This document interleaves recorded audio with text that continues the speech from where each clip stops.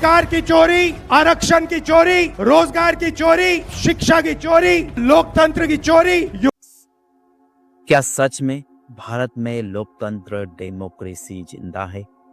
क्या 2014 से पहले भारत में सवाल पूछना आसान था? तो देश से लोकतंत्र खत्म हो जाएगा। कोई भी दल जो सत्ता में है वो कभी चुनाव ही नहीं हारेगा। आरएसएस बीजेपी वाले ये लोकतंत्र को खत्म करके वापस राजतंत्र लाना चाहते हैं। क्या अब मोदी राज में गवर्नमेंट से सवाल पूछना खतरा हो गया है? क्या वाकई में हमारे देश का लोकतंत्र मजबूत है? तो क्यों पत्रकार डर के साये में जी रहे हैं? क्यों आम जनता, स्टूडेंट डर के साये में जी रही है? क्या लग रहा है सबसे बड़ा खतरा अभी किस चीज से? मोदी। देश का संविधान और लोकतंत्र दोनों खतरे में है। तो सबसे बड़ा खतरा लोकतंत्र को है, संविधान को है। लोकतंत्र खतरे में है। क्यों सच बोलने वालों को चुप कराया जा रहा है? आज इस वीडियो में जानेंगे, क्या वाकई में हमारे देश का लोकतंत्र खतरे में है?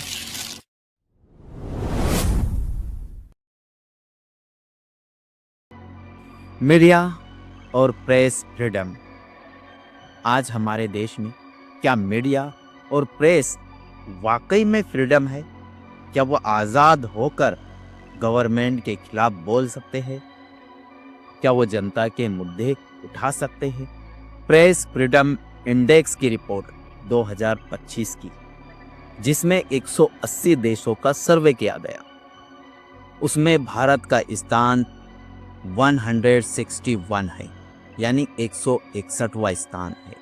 इससे ये पता चलता है कि हम निचले पायदान पर है, यानी हमारे देश में मीडिया, प्रेस को आज़ाद होकर गवर्नमेंट से सवाल पूछना, आज़ाद होकर लिखना, आज़ाद होकर बोलना, जनता के सवाल उठाना, इसकी आज़ादी नहीं है। मोदी राज में पत्रकारों को डर के साये में जी रहे हैं, क्योंकि मोदी राज में 154 पत्रकारों पर केस किए गए। मोदी राज में 154 पत्रकारों को गिरफ्तार किया गया। इनमें से 75 पत्रकारों पर बीजेपी की स्टेट गवर्नमेंट ने केस किए, उनकी गिरफ्तारी की गई। 56 पत्रकारों को हिरासत में लिया गया। 2014 से 2023 तक 38 पत्रकारों पर देशद्रोह का आरोप लगाया गया यूएपीए के तहत। अगर वो बोलेंगे तो उन पर झूठे केस किए जाएंगे, उन पर देशद्रोह का आरोप लगा दिया जाएगा और फिर भीड़ तंत्र के जरिए रोड पर ही उनको जो है मॉब लिंचिंग की जाएगी, उनकी ट्रोलिंग की जाएगी, उनको गालियां दी जाएगी। अब आती है मेन बात, आती है मेन स्ट्रीम मीडिया की। मेन स्ट्रीम मीडिया भी जो है अब गोदी मीडिया बन चुका है। वो भी जो है मोदी गवर्नमेंट के खिलाफ, यानी मोदी जी के खिलाफ बोलने से कतराता है, डरता है, नहीं बोलता है। इसके पीछे की सबसे बड़ी वजह है कि गवर्नमेंट की तरफ से जो एड रेवेन्यू उनको मिलता है वो मिलता है 30 से 40%। और दूसरी बात, उनके जो मीडिया हाउस के मालिक है उन पर इनकम टैक्स, सीडी, ईबीआई की रेट भी नहीं गिरेगी और पत्रकारों को ट्रोलिंग भी नहीं किया जाएगा भीड़ के जरिए। इसीलिए जो है main stream media Modi ji की वाहवाही करने में लगा हुआ। जब मीडिया डर के साये में जीने लगे तो समझ लीजिए लोकतंत्र खतरे में है। 2014 से 2023 तक 121 अपोजिशन लीडर पर ईडी, सीबीआई और इनकम टैक्स ने रेड की।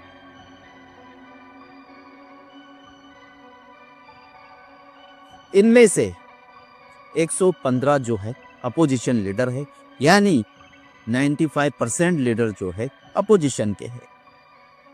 बीजेपी अपोजिशन को कमजोर करने के लिए ईडी, सीबीआई का इस्तेमाल करती है, यानी मोदी सरकार यही हथियार बनाकर अपोजिशन को कमजोर करना चाहती है।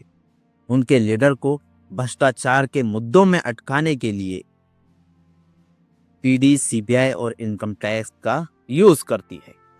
अपोजिशन लीडर पर ईडी, सीबीआई ने रेड की अरविंद केजरीवाल शराब नीति, मनीष सिसोदिया शराब नीति, हेमंत सोरेन भ्रष्टाचार का मुद्दा, अजीत पवार, राहुल गांधी, एकनाथ शिंदे, हेमंत बिश्व शर्मा, ये सारे के सारे जो लीडर थे ये अपोजिशन में थे। इनमें से कुछ नेता जो है अब बीजेपी में शामिल हो चुके हैं, जिन पर मोदी सरकार ने ईडी और सीबीआई के जरिए प्रेशर डाला। अजित पवार, एकनाथ शिंदे, छगन भुजबल, प्रफुल्ल पटेल, अर्चना पाटिल, गीता गौड़ा, अशोक चौहान, बाबा सिद्दीकी, संजय सेठ, हसन मुशर्रफ, नवीन जिंदल, शुवेंदु अधिकारी भ्रष्टाचार के अंदर अटकाने की कोशिश की गई तो ये लोग जो है अपनी पार्टियां छोड़कर बीजेपी में शामिल हो गए। फिर वहां पर जो है उन पर कोई भी केस जो है नहीं चला या उस केस को क्लोज कर दिया गया। मोदी सरकार हमेशा जो है इनकम टैक्स, ईडी, सीबीआई का यूज कर कर अपोजिशन को डरा रही है, कमजोर कर रही है, और जो नेता उसके खिलाफ बोलते हैं उनको जो है झूठे केस बनाकर उनको जेलों में डाला जा रहा है। फ्री स्पीच, हर 11 घंटे में एक केस होता है।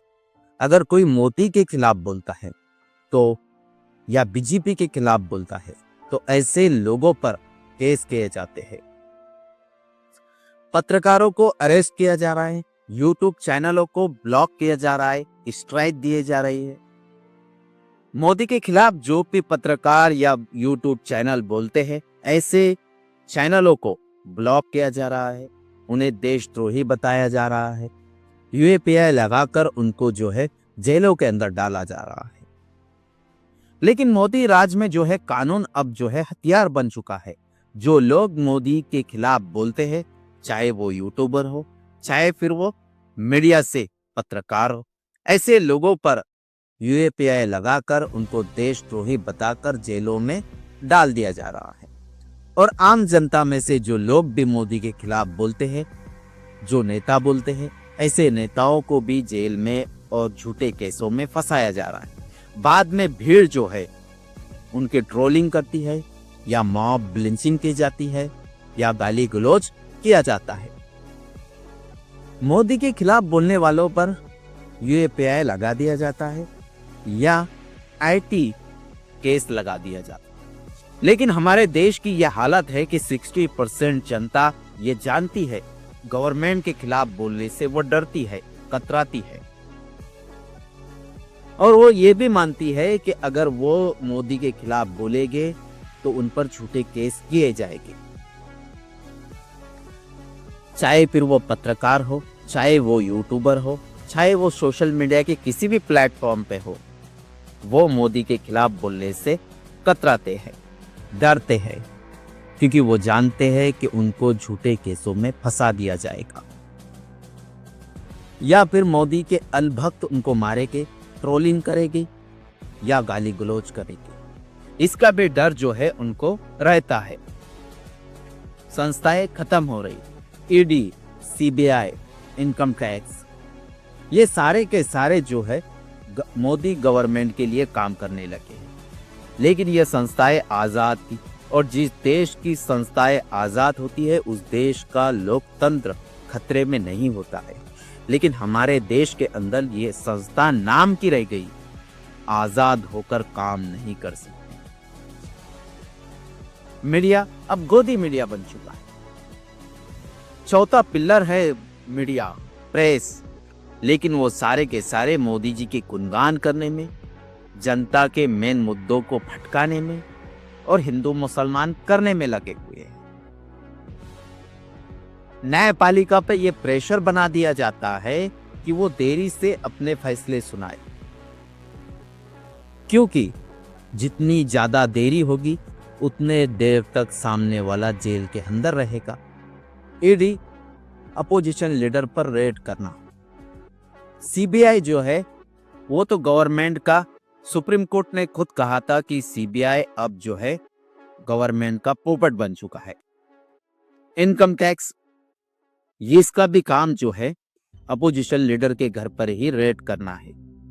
इलेक्शन कमीशन बीजेपी के जितने भी नेता है जो भड़को भाषण देते हैं इलेक्शन के वक्त, उन पर कार्रवाई ही नहीं करती। ऐसा लगता है कि उनको खुद इलेक्शन कमीशन कह रहा है कि तुम जो चाहे वो बोल सकते हो, लेकिन वो खामोश होकर बैठता है। और अब इलेक्शन कमीशन पर भी सवाल उठने लगे हैं वोट चोरी का। यह सबसे बड़ा मुद्दा है। इलेक्शन कमीशन की सबसे बड़ी बदनामी हो रही है, वो है वोट चोरी। यानी हमारे देश की संस्थाएं अब जो है शक के दायरे में है, यानी वो मोदी जी के लिए ही काम कर रही है। अनभक्त, हर नेता का कोई ना कोई भक्त होता है और मोदी जी के तो अनभक्त इतने आगे बढ़ चुके हैं, मोदी जी के खिलाफ तू भी सुनना पसंद नहीं। उसे जो है एंटी नेशनल कहते हैं, नक्सलवादी कहते हैं, देशद्रोही कहते हैं। कुछ भक्त तो इतने आगे बढ़ चुके हैं कि वो अब मोदी जी को भगवान मानते हैं, यानी मोदी अब उनके लिए भगवान है। कई भक्तों ने उनके मंदिर बना दिए। 60% लोग कहते हैं कि विपक्ष कमजोर होना चाहिए, यानी इस देश में विपक्ष नहीं रहना चाहिए। 60 से 70% लोग ये मानते हैं कि बीजेपी सत्ता में रहनी चाहिए, चाहे वो जैसे भी फैसले ले, चाहे गलत ले, फिर भी वो उसका समर्थन करेगी। 50% से ज्यादा लोग ये मानते हैं कि विपक्ष देशद्रोही है। हमारे देश में अनभक्तों की कमी नहीं है। मोदी भक्त जो है इतने आगे बढ़ चुके हैं, अगर मोदी की कोई आलोचना करे तो वो उसे भीड़ के जरिए मॉब लिंचिंग भी कर देते हैं। अगर कोई मोदी के खिलाफ पोस्ट करे तो उसको, या ट्वीट करे तो उसको ये गाली गलौज करते हैं, ट्रोलिंग करते हैं। आज हमारे देश में डेमोक्रेसी का ये हाल है और गवर्नमेंट ऐसे लोगों को बढ़ावा दे रही है जो देश के अंदर नफरत फैला रही है। ऐसे अनभक्तों को बढ़ावा दिया जा रहा है जो देश के अंदर और अनभक्ति फैलाए। अगर आपको ये वीडियो पसंद आया है तो लाइक कीजिए, कमेंट कीजिए, अपने दोस्तों में शेयर कीजिए। चैनल पर नए हैं तो सब्सक्राइब कर लीजिए, बेल आइकन के बटन को प्रेस कर दीजिए ताकि नई आने वाली वीडियो की आपको जानकारी होती